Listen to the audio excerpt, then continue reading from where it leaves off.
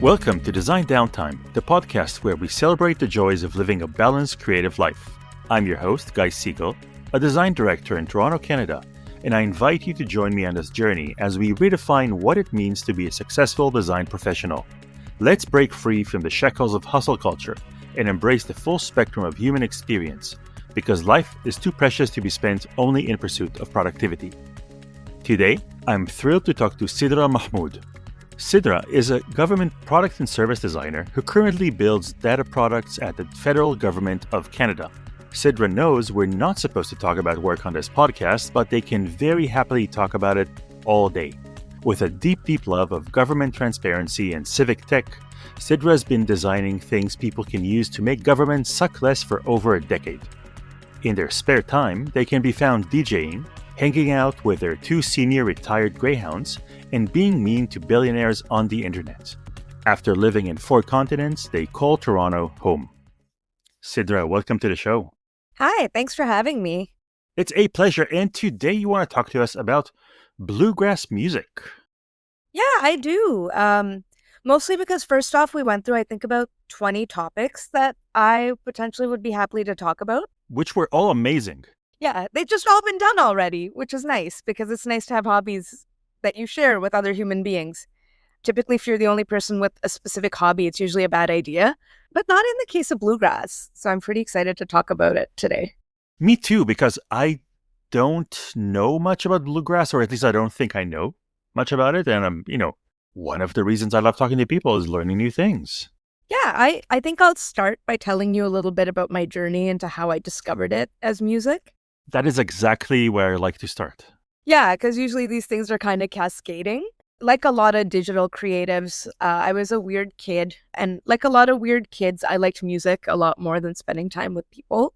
And I was really lucky. Like I grew up in Pakistan where, because of the religious environment, depending on kind of what you subscribe to and your level of kind of strictness and adherence to specific principles, the allowability of music is questionable. So even though Pakistan has a very rich and diverse music culture, and we've exported a lot of great music to the world, there's still kind of a contingent of people that believes that it's not really admissible based on their reading of religious texts. And so it's always a little bit contentious. But I was really lucky. My parents, neither of them can play a musical instrument, but music's always been a big part of their life. So when I was a little kid, my dad liked Pink Floyd and Led Zeppelin. That was what, I remember starting my musical journey with. So I learned a lot of English. And, my mom listened to ABBA. I'm not going to diss ABBA, but maybe ABBA wasn't as foundational at that time for me. I also just remember listening to Madonna and playing the Immaculate Collection, even though I didn't understand the lyrics to death, and just loving that album. And then I remember when I was about 12 years old and we had moved to Canada, I discovered Nirvana, and everything else I ever listened to went out the window. I actually didn't know that Kurt Cobain had passed away for 3 years because I was 12 and news doesn't travel fast. And I'd kind of missed the train because I grew up in the 2000s. And then eventually over, like any angsty high school, I got into, heavier music. I had a part-time job. So I used to go to Chapters and buy Swedish heavy metal magazines because they came with CDs, and then you could listen to these.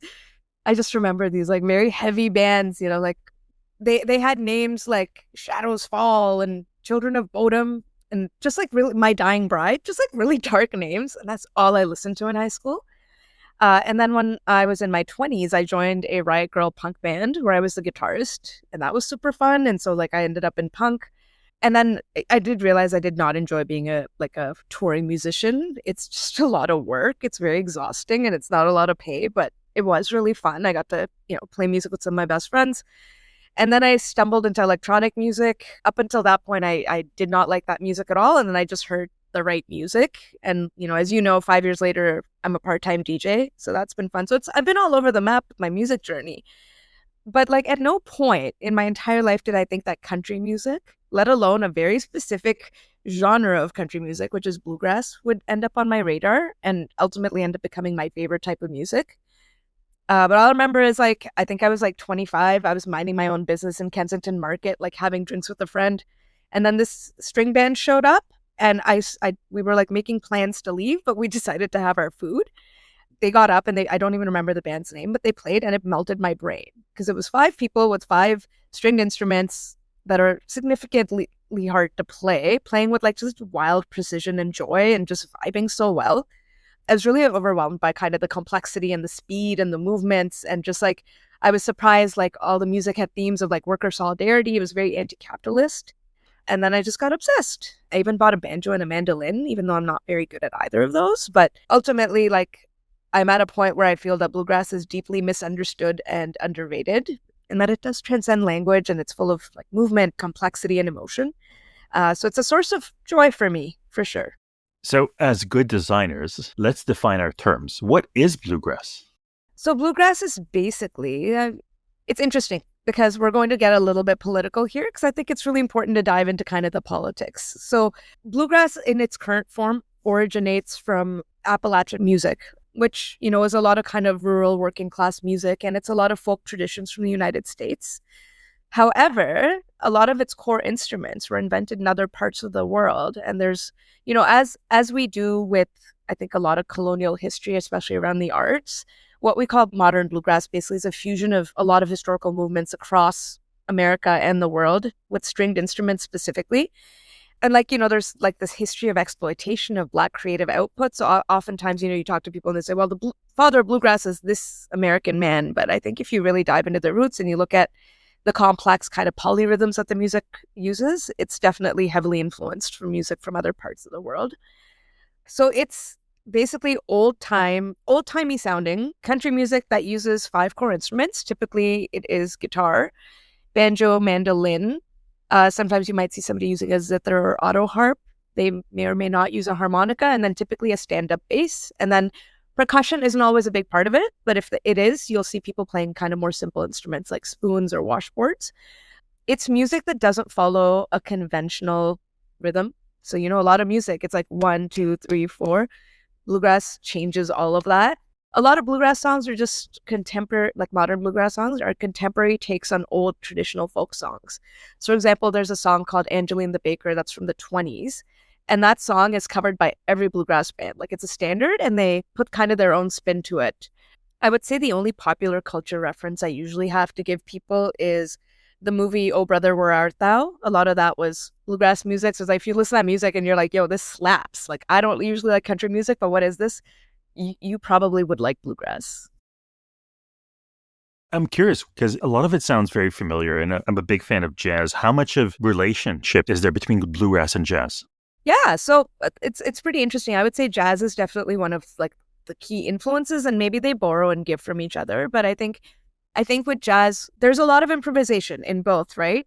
But the improvisation is more focused on speed and rhythm, and so it's usually in key. Whereas I think with jazz, you can get pretty crazy, right? You can do whatever you want, right? So I think there's that key difference. But I think people who like jazz typically like bluegrass. Bluegrass sounds nothing like the blues, which is interesting. It does borrow influences, but if you hear the blues, it's a very different level of instrumentation, different keys. The blues is always about heartbreak and sadness, whereas to me, bluegrass is more about living a certain type of life where you notice the things that are around you. And I think it's a little bit more around storytelling than just how it's meant to make you feel. Yeah, I'm curious to hear more about those themes because you mentioned or sort of alluded to some of the things that have to do with, you know, you said that band you saw the first time you were exposed to bluegrass, they had the themes of workers unite. What are the common themes that you find in bluegrass, if there are any?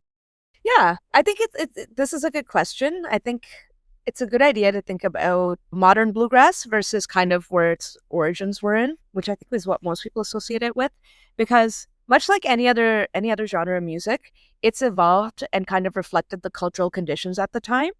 And so it's interesting because now you've got modern bluegrass, which I'm a massive fan of, and it takes in a lot of punk elements, takes in a lot of like rock elements. It's pretty interesting. There's even like rap bluegrass. Like, it's pretty cool. It is starting to kind of make an emergence. I will point out, you know, there's one artist who I love. Her name is Rhiannon Giddens, and recently she played banjo on Beyonce's new album. So it's like you're starting to see these artists finally like kind of escalate. But I think It's a good question because theme-wise, yeah, it's a lot of like working class resistance music. So if I think about it, I think about like Woody Guthrie, who's a folk artist from the 40s and 50s. And a lot of his music was about like, it's depressing as hell, but it's beautiful. I think a lot of people also don't know that he wrote a lot of the songs that they do know. So This Land Is Your Land, a lot of songs about racial equity, a lot of songs about burning down farms to resist worker exploitation, a lot of songs about poverty.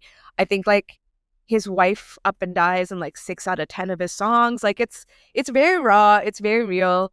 A lot of the songs are about kind of labor in its different forms and what it's looked like over time. And then like the classic, you always have songs about love and heartbreak. There's a lot of heartbreak, but I find those stories are told in like this complex way. It's almost like the emo of country music, and I like it for that.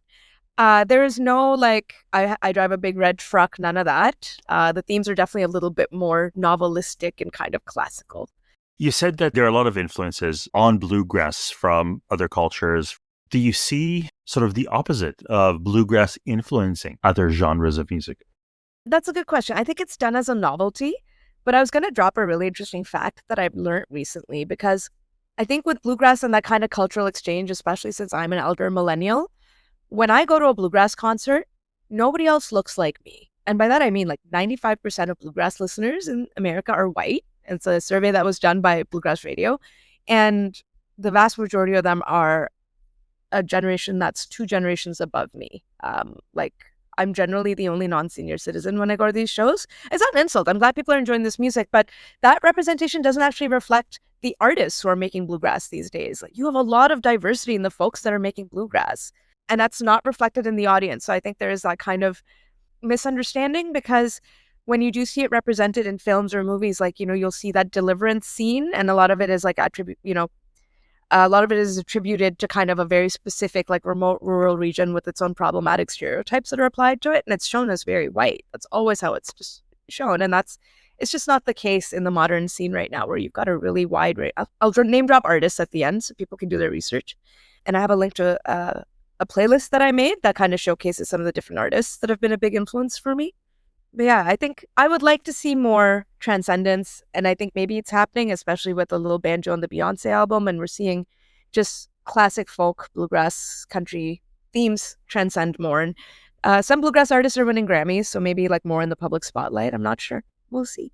What do you think is causing that kind of PR issue for bluegrass? I think just cultural conditions. I think people are hesitant to try it. I think one of the benefits of somebody being somebody who like does not give a fuck about what people think is that I like to try things, and like I'm somebody that's lived with lifelong depression, and so I try to go out of my way to find joy wherever I can find it, no matter how weird. So if I see something and I'm like, oh my God, this makes me feel really happy, I don't know why, nobody I know is into this, whatever, it's, you know, it feels very freeing, and I feel lucky to be able to do that at this point in my life. Like it took long enough, but I think like it's like people have these misnomers, they don't give it a chance. And oftentimes, like, it's like we fear what we don't understand. How many times when we talk to people and ask them, you know, what kind of music do you like? And they say, oh, I really like, I like everything except country. And I used to say that, and I don't say that anymore because, like, yes, I'm not a fan of modern country music. I can't even name like a single modern country artist. But I can rattle off like 100 bluegrass artists off the top of my head. And I don't think your average country fan in my demographic could name any of those bluegrass artists either, to be honest. Like there's such a divide. It really is seen as like kind of this edge case, old people music or old timey music. Shouldn't be the case. Do you find bluegrass is influencing you as a DJ? Yes, in the way of people always say, they're like, oh, you should combine the two. And I'm like, absolutely no. I think in terms of rejecting hustle culture, not everything has to be your job. And I like dance music enough that it is what I DJ. I don't like it enough that I want to listen to it all the time at home. Whereas if I'm on a road trip or if I'm like struggling with a difficult feeling, I listen to bluegrass. That's just for me. You know, sometimes I'll let friends listen to it, but like for the most part, it's one of those kind of things that I do for myself that I do not want to capitalize on anyway. It's very pure. And speaking of capitalism, recently there's a show coming up next week that I bought tickets for in January, and I have convinced 10 of my friends to come with me. And we bought out like the entire balcony row just because a lot of them have never been exposed to it. And they're like, look, if we go, will you shut up about bluegrass? And I was like, absolutely. Just give it a try. See how you feel. We all go to raves together. This is just a different type of rave at the Royal Conservatory of Music, and it ends at 9 p.m. So You mentioned something interesting earlier that one of the, or at least for you, one of the attributes of bluegrass is the precision of play. And that sounds very different from the ethos of, let's say, punk or rock. How much is that something that is enjoyable for you personally? I think it's a couple things. You're right. You don't have to be like technically a good guitar player to be a guitar player in a punk band. I know this because I'm not a very good guitar player and I played guitar in a punk band, but I think with the complexity, it's like there's so many different styles of playing and picking at the instruments, the speed at which people play. And then it's like, you do kind of have to be a trained musician to play it. The only way to really learn is to play with people who are better than you. Like that's the case specifically with this type of music.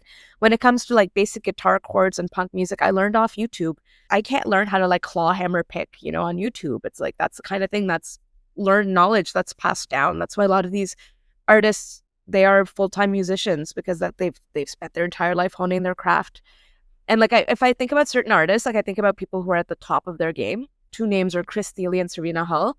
If you look them up on YouTube, they are the world's best, highest, accoladed bluegrass artists. You will also find videos of them at 11 and 8 years old playing mandolin and playing banjo and things like that at these at bluegrass fairs. Like they all started as little kids and are all prodigies, and they all like had families that passed the knowledge down. It's obvious like they're trained for this. So it is like, I think for a musician, it would be very obvious. I think like jazz, like it would be very intimidating. I think there's a very steep learning curve, but at the same time, it's got so technically, right, it's so proficient, but at the same time, there's a lot of room for experimentation. And you do have experimental artists doing kind of fusion. And it's just a friendly community because it's improvisation. Most people play in a large band and you have to kind of know when to come in. Can't take up too much space. You have to balance with the other person before you just played, even if you don't know what they were going to play. And that, like, it's not perfect. And that's kind of one of the things I really like about it. Like, every time I go see an artist live, their rendition of the song is completely different than the first time they did it. And I find that comforting because it means being comfortable with chaos. And I like that. But not too much chaos because everything's in key and very musical. So very controlled chaos. Yeah, the best kind. You said you bought a mandolin and a banjo. Do you play them? I try. I've got a couple songs down. I try to play along to the tracks that I like. But I think there's two things. I love making excuses for not doing things. One thing is every time I get a manicure, I can't play anymore because you need flat nails. Dolly Parton, by the way, could play with like 2-inch long nails. And I like finger pick. And I still don't understand how because I can't do it. So I kind of have to commit to like not getting my nails done, which is like a tall order in this day and age when like so few things are available to give joy in a capitalist world. And then the other piece is, it's just, oh God, it's hard. I don't know anybody else who likes this music who wants to play it with me. I will say one time, a couple of years ago, right before lockdown, actually, I was walking down the street when I lived on a different street and I heard bluegrass and I heard live bluegrass and I was like, oh my God. And I got so excited that I ran home and I grabbed a piece of paper and I wrote like, hi, if you ever jam again, please invite me. And God bless those people because they were so nice. They like wrote me back. Like they sent me a text and they're like, that was such a cute message. I was like, great. I'm not trying to be creepy. This desperation speaking. But then lockdown happened and it never happened. I moved away. So I have yet to be invited to a bluegrass jam. But I recently did like start performing live a little bit with my guitar again. And I don't like it as much as I would like to be able to just jam to a bluegrass band instrumentally because I don't like singing. I like playing. Speaking of not having a lot of avenues to sort of jam with people, is there a bluegrass community? Like I would imagine that, in this day and age where you can find anything and everything online, is it something that you've been able to connect with? Kind of. It's very sporadic. There's not that many Canadian bluegrass artists. A few I can name, like the Be Good Tanya's, Old Man Ludica. They haven't really had releases in a couple of years, right? And a lot of kind of the more traditional kind of folk artists, they're more on kind of like the alternative rock folk sound rather than bluegrass. It is kind of distinctly American. So I think that's one reason why it's tricky here. There are meetups here and there's events here. I just have too many hobbies that I can never find the time. I will say for certain that there are not a lot of women at these things when I have kind of checked them out or heard about them. There's not a lot of people my age. Like it's kind of like a sincere demographic distinction that I don't mind hanging out with people that are different than me, but it's like as a social community, it's harder to kind of feel engaged and immersed in, especially living in Toronto where you're just around every single type of person all the time. It's weird when you show up in a space and everybody's all kind of one thing. But I do go to shows whenever I see them. The Royal Conservatory hosts quite a few of them. I try to look at folk artists when I can.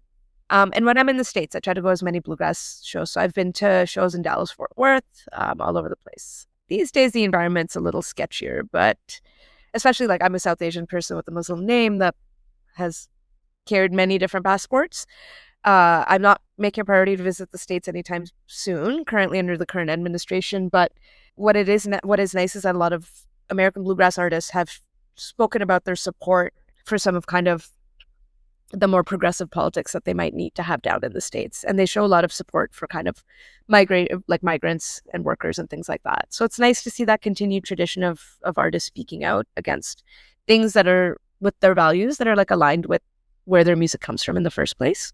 So definitely not what I would take from the media when I think about bluegrass, like how the representation of bluegrass.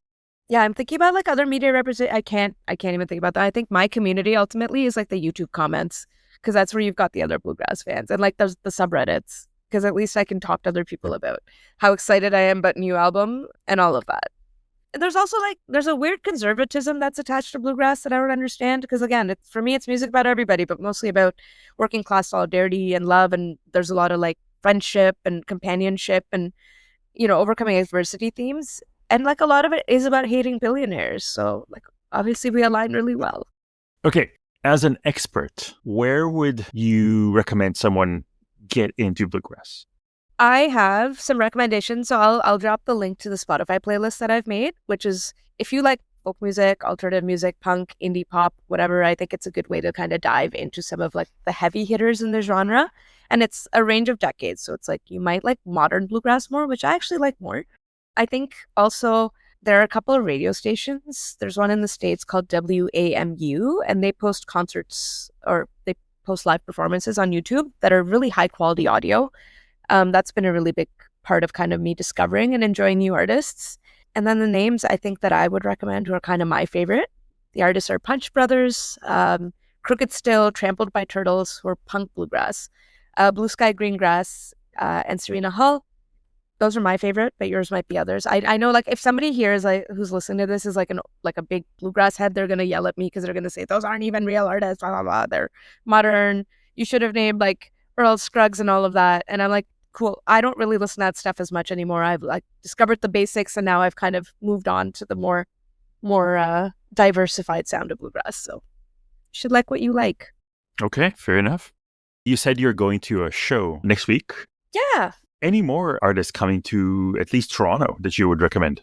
That's the only one I know. That's anytime soon in November. This month. It's Chris Thiele, who's a mandolinist, who is my favorite artist of all time. He plays mandolin and sings in like 5 of the bands that I really, really like. So I think he's coming, and it's going to be a mix of folk classics and classical music, because he does a sick cover of a couple of different pieces of classical music, like Mozart, that they just sound really cool. And it really speaks to technicality of things. But I'll keep an eye out. If it's happening, I'm probably posting about it on Instagram a lot. So, yeah. Sidra, where can people find you? Instagram, @Sidramatic. That's actually really mostly where I post about my gigs. But then I also, post about other things that I like sometimes as well. Awesome. Thank you so much for joining us today. Yeah, thank you for letting me talk about one of my most favorite things ever. And I look forward to hearing future episodes about other things people love talking about. This is all for this episode of Design Downtime. Thank you for joining me. And until next time, I hope you enjoy your downtime.